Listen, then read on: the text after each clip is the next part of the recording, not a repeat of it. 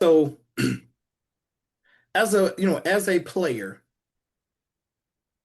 what did you have to be sort of honest with yourself about to actually start to get better? Like, was there something where you may have felt like, Yeah. oh, I don't really have to work on that, but then eventually you really had to, take care of that to become a better player?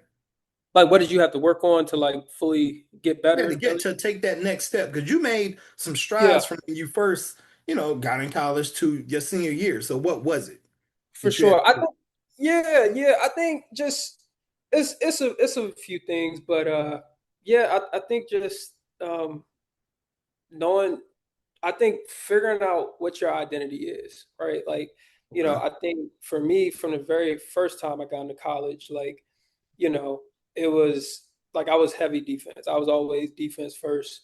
I made sure that, like, I was kind of like a defensive anchor, making sure that everybody was good on the defensive end. So yeah, that was pretty much my role. And then on the offensive end, it was, more like,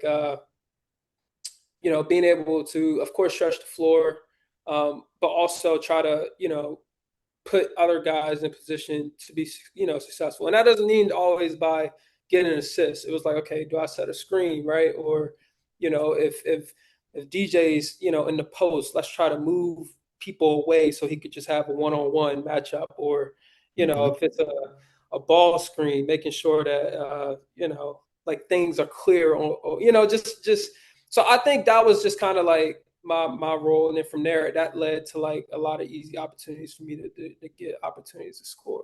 So I think, like, instead of being a guy that like, could, just one on one try to go at you, it was just more like, all right, like let's try to clear stuff up for guys to get easy baskets, and then things will open up for me.